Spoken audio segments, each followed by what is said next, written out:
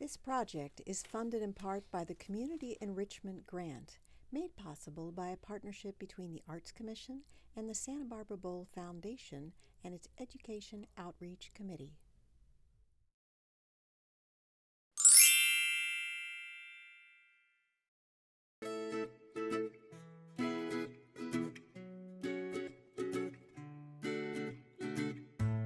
My name is Sylvia. I'm 10 years old.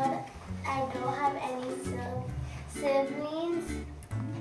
My favorite place is Disneyland. I like to do basketball.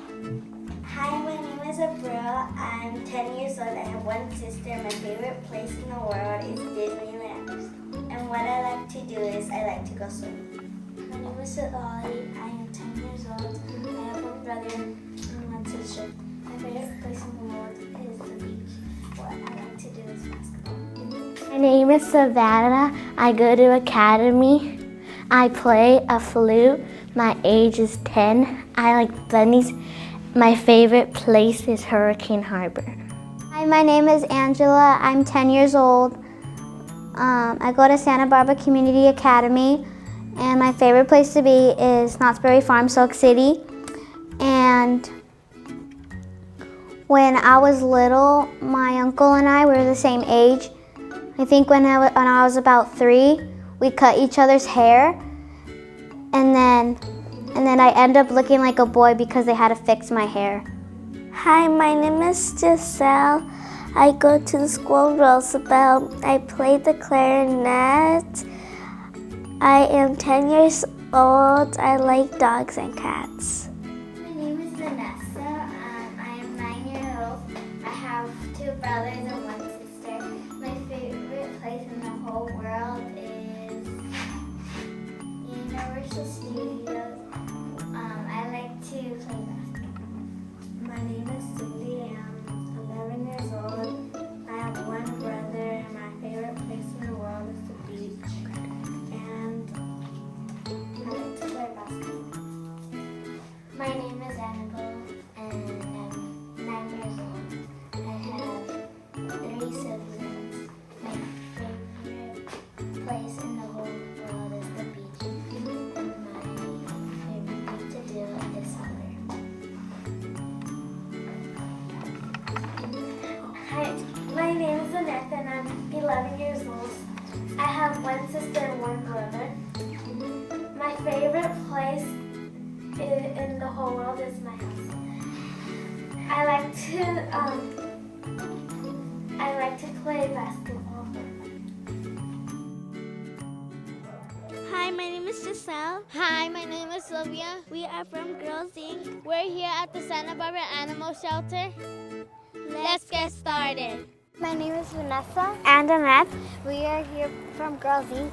And we're here at the Santa Barbara Animal Shelter. We are interviewing Jane. Welcome, Jane. Thank you. What is your position? I'm the Community Outreach Coordinator for the Santa Barbara Shelter. So that means I'm in charge of the volunteers, the rescue and foster programs, education, and community outreach. What made you want to work here? Well, about 15 years ago, I helped start a rescue organization, a humane society, when I lived in Louisiana. And we did a lot of the same things that I do now, but I wasn't getting paid for it. I was a volunteer. So I kind of thought it would be really nice if I could get paid to do this, because I really liked it. I really liked animals. I liked what I was doing. I liked the difference we were making. So I started talking to people, heard about a job in San Antonio, Texas, when I lived in Texas as a volunteer coordinator at the city shelter there. And I got that job, and I worked there for about 10 years. And then I heard about this job, and I moved over here. What type of animals do you have here? Here we have mostly dogs, cats, and rabbits. We have a few guinea pigs. Right now we have a parakeet. We have some roosters, but we've had all kinds of animals before. We've had rats, we've had tortoises, we've had turtles, we've had fish, we've had all kinds of stuff. What type of animals do you have the most of? We have the most cats here at the shelter. We have over 200 cats here. How many times do you feed and walk the animals per day? All of the animals get fed at least twice a day. The rabbits might get some more because they get a lot of treats and stuff during the day. And then the dogs get walked. We try to walk them at least twice a day. That's an all-volunteer activity though, so we have to make sure we have enough volunteers here to do that every day. And if they can get out more than twice a day, or if they can get into a play group or something to do more exercise, then that's even better. What happens if an animal runs away? So if an animal runs away from your house, the first thing you want to do is before it runs away is you want to make sure it has some kind of identification on it. And that can be as easy as a collar with a tag with your name and phone number on it. But what's really good is if they have what's called a microchip. A microchip is just a little computer chip. It's about the size of a grain of rice, and they implant it under their skin at the back of their neck, kind of between their shoulder blades, so it can't get lost. So a collar can come off, it can get caught on a fence or something, and it can get loose and come off, but a microchip can't come off. And if that dog or cat goes to any veterinary clinic or to any animal shelter, they have a scanner that they can just wave it over their skin, and it comes up with a number, and that number corresponds to your information. So we can always get your pet back to you really fast. So that's the best way. Now if you find a stray, you want to bring it here. All of the strays come through here, and then we'll look on Craigslist and the internet to see if anybody's posted that they're missing an animal. Sometimes they'll call us and say, hey, I'm missing my dog or my cat, so if it comes in there, please let me know. And they'll try to match those reports up with the animals we do get in so they can get home. And if we can't find where it belonged to after 5 days, then we can try to find a new home for it here. How does the shelter get their animals? Most of the animals that come in here are strays. So if they get put up for adoption, it's because nobody came to look for them. Sometimes we get people that just can't take care of their pets anymore. So either they just don't have enough money, or maybe they had to move somewhere that doesn't allow animals anymore, or they just can't take care of their animals for some reason. So they'll bring them to us and ask us to find a new home. And sometimes because we are the municipal shelter, that means that we're run by the county. So we're actually the ones that have the local animal cops too for the county. So it's their job to make sure everybody's treating their animals correctly and treating them well. So if somebody isn't, if they're either doing it intentionally or they just don't know how, or they've moved and left it behind, then we can actually take their animals from them, and then we go to court. And we can actually ticket them, we can fine them, and sometimes if it's really bad and if it's really intentional, they go to jail for not treating their animals correctly, because it's against the law to be mean to animals. So we get those animals that way if the court awards those animals to us after the court case, and then we'll try to find them a better home. How can you adopt an animal? You come down here and you look to see which one you want. You get to meet it. If it's a dog, we want it to meet all the other dogs in your home to make sure that they get along. We want to make sure that the dog gets to meet everybody that's going to be living in the home, so we know that everybody wants that dog. And then there's an adoption fee for either the dogs, cats, or rabbits. And that includes their spay or neuter, which is a surgery so that the dog, cat, or rabbit either can't have any more babies or can't make any more babies, because we don't need any more animals coming into the shelter. It includes their vaccinations. A vet has looked at that animal, and we have some behavior information about the pet too. So the adoption fee includes all of that, and then you get to take them home for the rest of their life. How can someone volunteer? The volunteers that I handle are just the dog volunteers. And to be a volunteer with the dogs, you have to be at least 16 years old. And if you're 16 or 17, your parent has to volunteer with you. You come to an orientation, you go through a lot of training, so we make sure that you're going to be safe around the dogs. Our rabbits are run by a separate organization called Buns, and they have their own volunteers, and their volunteers are a little bit younger than ours. And then the cats are run by a separate organization called ASAP, and they have their own volunteers and rules for their volunteers as well. So you just kind of need to decide which one you want to volunteer for, and we do have a couple volunteers who volunteer for all three. And then you just go through their own training process, so you know what you're doing and that you're treating the animals safely and that you're not going to get hurt and the animals aren't going to get hurt, and you know what they expect from you. What type of donations do you receive? We need all kinds of donations for all of our animals. So it can be anything from blankets, new or used, toys for the cats, the dogs, or the rabbits, old newspapers for the cats. The cats and the rabbits can also use your toilet paper tubes for toys. The rabbits love to chew on them, and they're really good for them, and we can make cat toys for the cats out of those. We can make toys out of old socks for the cats and the dogs.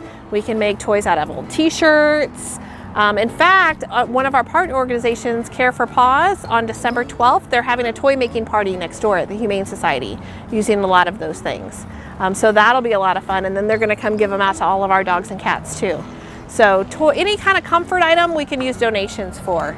We can also use extra money, because we do get a budget from the county, but that typically just covers our kind of everyday costs, our regular food, regular veterinary care. If we get a dog or cat or a rabbit in that's really, really injured and needs extra veterinary care, then we just don't really have the money budgeted for that. So having those extra donations to get those animals healthy and well and be able to be adopted and get over their injuries is really helpful as well. What other ways can people help?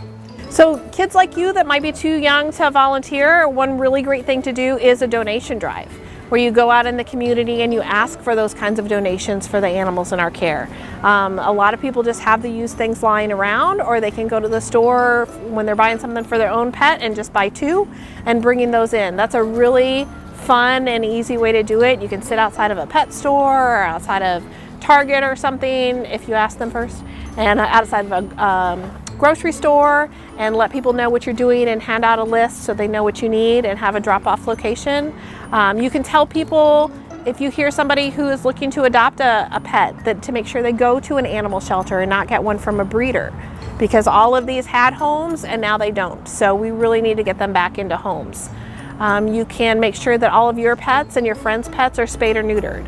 Most of these animals end up here because somebody's cat or dog had puppies or kittens and they couldn't find a place to give them all away to. And then those dogs and cats had puppies or kittens, and so they just end up in shelters. So that's a really good way to help us out. Thank you for your time. Thank you. And now let's check out the pets. Let's do it.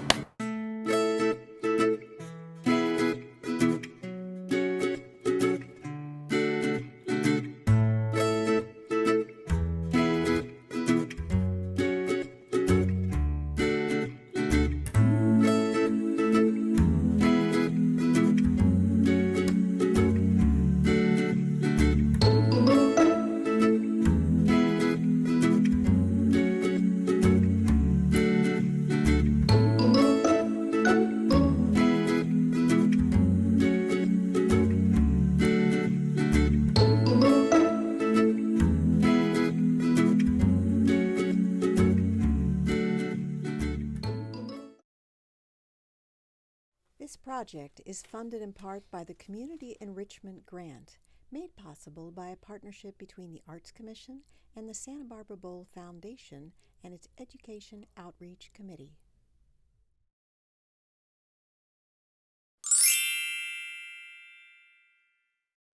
We're strong, we're smart, we're bold. My name's New. My name's Micah. My name's Karina. My name's Lillian. My name's Hannah. My name is Cheyenne. My name's Mia. And we are Girls Inc. My favorite thing about Girls Inc. is ice cream day. My favorite thing about Girls Inc. is everything. My favorite about Girls Inc. is game to play. My favorite part about Girls Inc. is the ice cream. My favorite part about Girls Inc. is the library. I love books. My favorite Girls Inc. memory was when I was in kindergarten and I met new girls.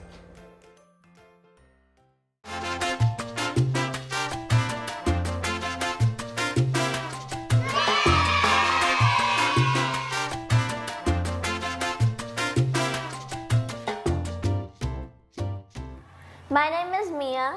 My name is Desiree. Today we are at Girls Inc. and we will be interviewing Christina Webster. Thank you for joining us, Miss Christina. Thank you so much for having me. Christina, what is Girls Inc.? Well, Girls Inc. is now an international nonprofit organization, and we offer programs to girls that help them grow and learn into healthy, educated, and independent adults. When was Girls Inc. established? Girls Inc. was established nationally in 1864 in Waterbury, Connecticut, but locally here in Santa Barbara, we have roots that date back over 60 years. How long have you been working here? I've been working at Girls Inc. of Greater Santa Barbara since 2001, so for over 15 years now. What's your favorite part of the job? My favorite part of working at Girls Inc. is working with you, the girls, and being able to be a part of your lives and to help develop programs that I think will be fun and exciting and help you learn all different skills for you to use throughout your life. What is the mission statement? The mission statement of Girls Inc. is to inspire all girls to be strong, smart, and bold. How many girls are involved? Well, locally, here at our affiliate, we serve over 1,600 girls a year, but nationally, across the network, there's 140,000 girls who are served a year. What types of programs do you offer? We offer all different types of programs that will help inspire girls to be strong or healthy, smart or educated, and bold, the life skills and resiliency. So anything from cooking to sports to STEM programming to literacy, economic literacy, media literacy, all different types of programs. How old do you have to be to participate? So girls are able to participate as soon as they will be entering kindergarten, and we even serve transitional kindergartners as well. So you have to be about 4 years, 9 months to start participating, and we serve girls who are that young all the way up through junior high and high school. How can girls become involved? Well, Girls Inc. is for anyone, so all girls. So anyone who's interested in participating can either download an application off of our website, or they can come into one of our centers as well and pick up an application. We also have financial assistance that's available, and everyone is welcome to apply for that. Thank you for your time. Thank you for your time. Thank you for having me. Now we will take a tour of Girls Inc. Come on in!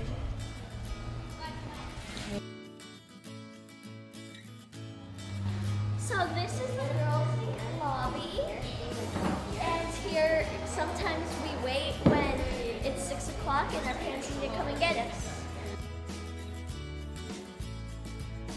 This is a gym. Girls go and come and play here, and sometimes when it's raining and they can't play outside because it's wet, they come in here and play.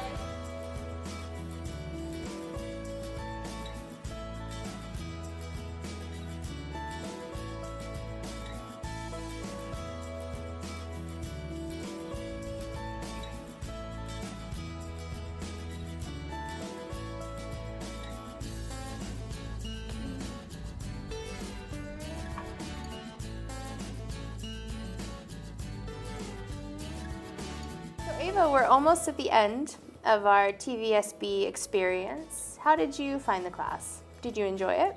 Yes, I did. You did? What was your favorite part? I liked being in front of the camera and behind the camera. And behind the camera.